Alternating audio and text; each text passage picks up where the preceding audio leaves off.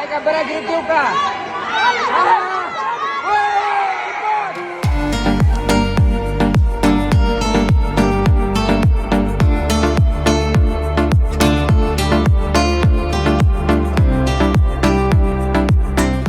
लड़कियों को इवन के घरों से भी यही कहा जाता है और आजकल ट्रेंड भी यही बना हुआ है कि लड़कियां डॉक्टर्स बनी। इवन के साथ में मेरी भी यही ख्वाहिश थी कि मैं भी बनूं, लेकिन फिर जब मैं गेम्स में आ गई तो ये नहीं है कि मैंने अपनी स्टडीज़ छोड़ दी, मैंने साथ साथ में अपनी स्टडीज़ भी कंटिन्यू रखी और अल्हम्दुलिल्लाह मेरी बहुत अच्छी पोजीशंस वगैरह भी आती हैं साथ में, क्योंकि मैं अपनी स्टडीज़ लिहाज की भी बहुत अच्छी हूँ। तो मतलब बस स्पोर्ट्स में भी मैं आगे चली गई, तो बस मेरा यही था कि मैं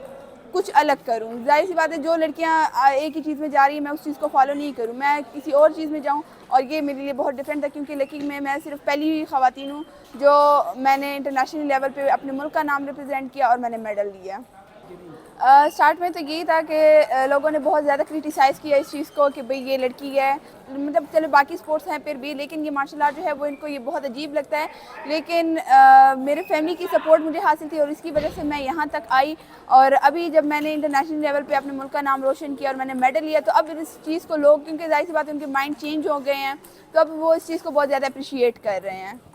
ये जो है ये ग्रिपिंग की गेम है, ये जापान की इंटरनेशनल गेम है, तो इसमें किक और पंच नहीं होते, इसमें हम अपोनेंट जो होता है उसको पकड़ के हमें गिराना होता है। तो जैसे ही हम ये 4 मिनट की फ़ाइट होती है तो उसमें अपोनेंट के बैक को अगर हम लोग लगा लेते हैं, वो चाहे 1 मिनट में हो, 2 मिनट में हो या अगर 4 मिनट में हो, अगर आप अपोनेंट के बैक को लगा ले तो आप बस फाइट जीत जाते हैं। इसमें फिर साइड एंगल्स भी होते हैं, अगर आप साइड पे गिराते हैं तो हाफ पॉइंट होता है, फिर आपको दोबारा से फाइट करनी पड़ती है, लेकिन एक दफ़ा आप फुल पॉइंट ले ले तो बस फाइट उसी टाइम ख़त्म हो जाती है। और जाहिर सी बात है स्ट्रेंथ इसके लिए बहुत चाहिए होती है, क्योंकि आपकी जो अपोनेंट होता है उसका भी सेम वही वेट होता है, तो अगर आपने पावर ट्रेनिंग की होती है, स्ट्रेंथ ट्रेनिंग की होती है, तो आपके लिए बहुत ईजी होता है अपने अपोनेंट को काबू करना। मुश्किलात तो जाहिर सी बात है स्टार्ट से ये था कि मैं जब आई तो बहुत ज़्यादा डरती होती थी, इवन के बहुत ट्रेनिंग कर भी लेती थी, लेकिन जब मैं रिंग में उतरती थी तो मैं डरती थी, तो डर की वजह से मैं थोड़ी बहुत 1-2 जगह पे मैंने हार भी फेस की है। लेकिन फिर उसके बाद जब मैंने कहा कि नहीं, मैं इस चीज़ को जब इतनी ट्रेनिंग कर रही हूँ तो मैंने जीतना भी है, तो अल्हम्दुलिल्लाह मैंने मेहनत की और फिर ना कि सिर्फ इंटर प्रोविंशियल नेशनल लेवल पे नहीं बल्कि इंटरनेशनली भी मैंने मेडल्स हासिल किए। मैं KPK नंबर 1 थी। अभी रिसेंटली मैं जो नेशनल गेम्स हुए थे उसमें मैंने सिल्वर मेडल हासिल किया और मैं अभी पाकिस्तान वापडा को रिप्रेजेंट करती हूँ। अभी